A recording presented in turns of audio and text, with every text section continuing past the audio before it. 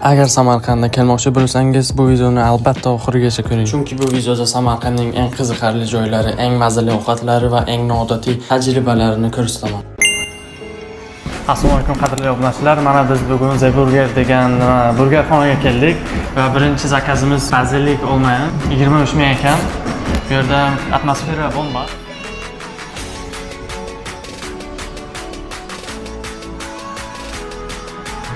Narxi ham bomba. Mana bu yerga fikr qoldiring degan. Fikringiz zo'rini qoldiramiz hozir. Mana chekni va ikki qarochi narx-navoni hammasini videoni oxirida ko'rsataman. Nima deysiz? 23 mingmi shu arziydimi? Mana do'stlar, burgerimizdan keldik. 15 ming ekan narxi. Qani bitta birgalikda degustation qilamiz biz. Lekin juda ham kichkina. Mana bu akamiz reklamani ko'rib Instagramdan shu burgerlarni hammasini tatib ko'rishga kelganlar. Mana endi qisqacha ma'lumot, qisqacha odzivni eshitamiz. Kimga qanday, lekin burgerga yaxshiroq.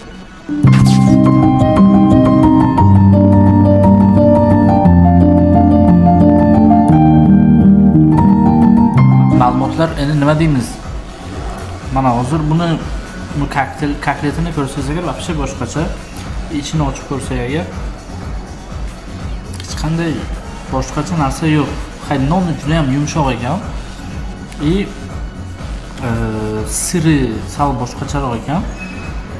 O'rtacha, o'sha narxi masalan 2 kishiga necha pul bo'ldi? 176 ming so'm bo'ldi. Mana hozir videoda ham ko'rsatamiz chekini. Lekin bu narxga sal boshqacha. Даже Toshkentdagi Wendy's, Burger King ham narxi bir xil ham sal qimmatroq ham даже.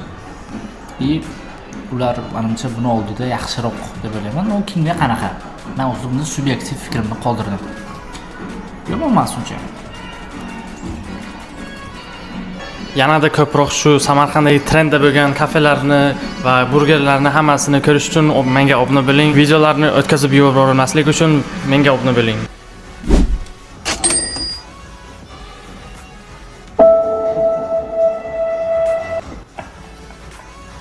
Samarqandda eng zo'r stori palov pishiradigan joy haqida eshitganmisiz? Shuning uchun biz Maroqand oshga tashrif buyurdik.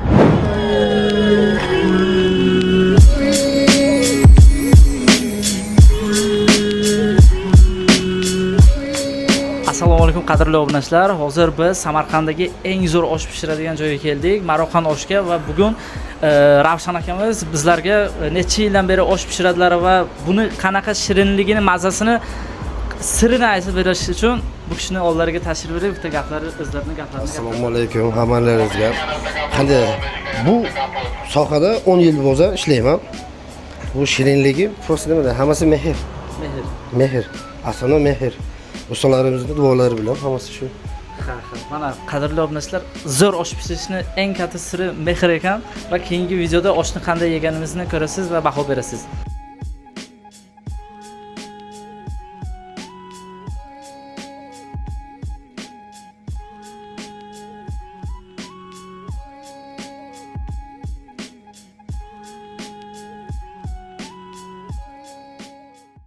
Samarqandga kelib turib, shu yerga kelmasangiz agar, menimcha Samarqandning eng qiziq joylariga kelmagan hisoblanasiz. Bugungi lokatsiyamiz Amir Temur maqbarasi va Amir Temur vafot etgan qabrlari shu yerga qo'yilgan joyga tashrif buyurdik. Qani ketdik. Mana e'tibor berishingiz mumkin, bu yerda hamma tarixiy o'sha 1341-yildagi va o'sha davrlardagi Amir Temurning davrlaridagi tarixiy narsalar.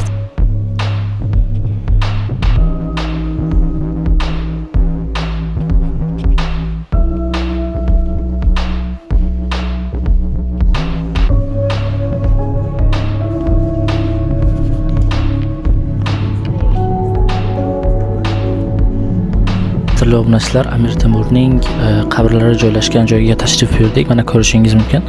Mana bu yerda o'rtada joylashgan qabrini ko'rsatishingiz mumkin, operator.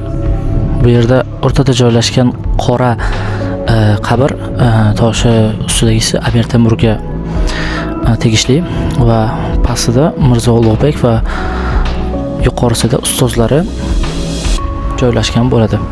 Ko'rib turishingiz mumkin. Qadimiy asrlarda mana shu yerda qurilgan maqbaraning o'zini men sizlarga ko'rsatib bera olaman. Mana bu toshlarning parchasi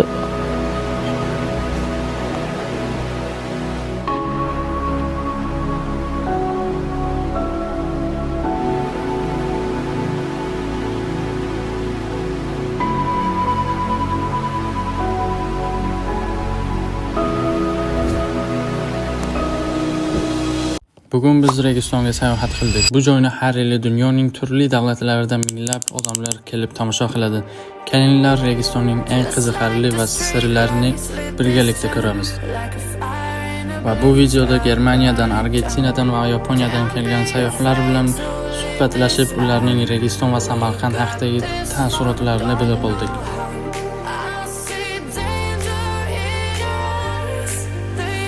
Qanaqa ismni ko'rdik bu yerda? bitta. Juman Bulbul. Juman Bulbul. O'zbek xalq shoiri. Bu fontani necha marta ko'rgansiz? Birinchi marta ko'rishim men. Menam birinchi marta. O'zimiz Samarqanddan bo'lib turib, Registondagi shu fontani ko'rmagan ekanmiz. Samarqandda yashab turib, birinchi marta ko'rishim.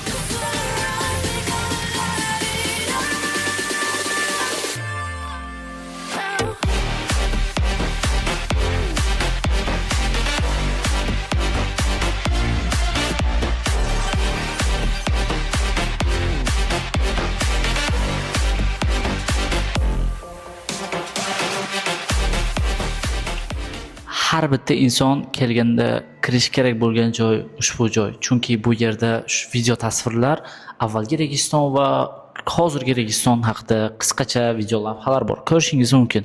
Bu yerda Registonni avvalgi qismi. Bu yerda 1918-yil Sovet ittifoqi davrida Registon xuddi shunday ko'rinishda bo'lgan va keyinchalik Registon yana rekonstruksiya qilingan. Ko'rib turganingizdek, bu yerda ishlar olib borilganligini juda ham yaqqol namoyandasi.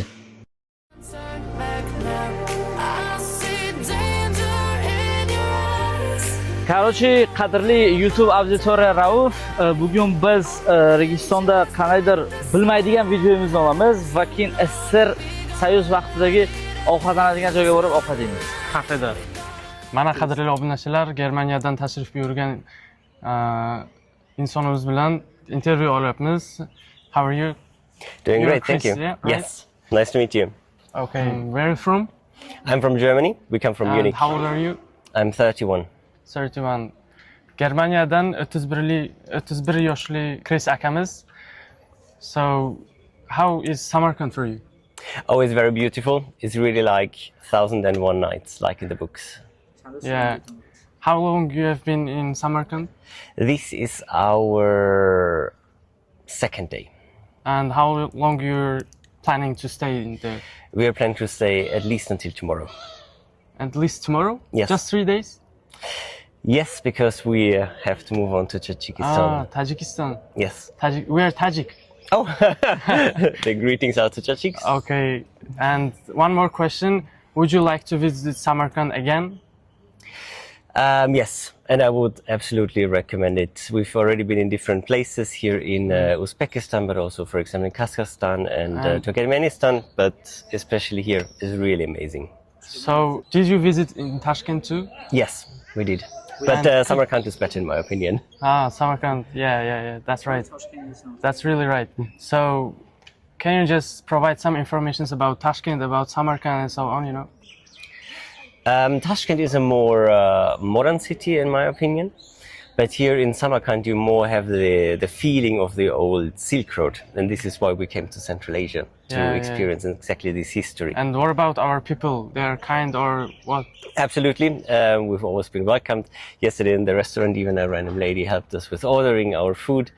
And for today evening, our host invited us to cook cloth together. That's good. And one more, last but not least question. I want you to be honest with. And so, Samarkand, Tashkent, overall Uzbekistan, is it cheap or expensive to just visit it? Obviously, it is cheaper than Europe. Of course, transportation is a bit more expensive just because everything is so extensive and big, but food-wise, it is cheap and it is really amazing. Okay, Chris, thank you so much. Took your time. BMW bayerische Motorwerke. This word is true. Germany? Bayerische Motorenwerke, yes. Yeah. Yes. Mana qadrli obunachilar, Argentinadan Messini qarindoshlari bilan suhbatlashamiz. Onasini emsin. So, what's your name? Manu, Oh, okay, nice to meet you. how are you? Nice to meet you. And how old are you? 26. 26. 26 yoshda ekan. So, how is Samarkand for you? Amazing. Uzbekistan is amazing. Amazing country. And how long have you been there? So I stayed a couple of days in Tashkent. Then I went to Bukhara, and now I came here, and I'm going back to Tashkent. So overall, Back it's to going to be like a week. Compared to Tashkent, to Bukhara and Samarkand, which is the most fascinating? Which is the best for you? No, to be honest, Samarkand is something else. Samarkand, yeah. The- There are so many old. yeah, when fashions. you stand in front of all these madrasas, is something really And impressive. one more question, not related to Uzbekistan. Have you just met Messi or not? Of course. I mean, I haven't met him, but I'm a big supporter. Yes. Yeah. And Uzbekistan this time is in the World Cup as well. I have questions for you. Yeah. Messi better or Ronaldo? No, Messi. Come on. Messi. Yeah, for sure, Messi. But we're Ronaldo fans. But you're Ronaldo fans? Yeah. Messi is much better. You have Messi, American accent. No, well, I don't know. Thank you.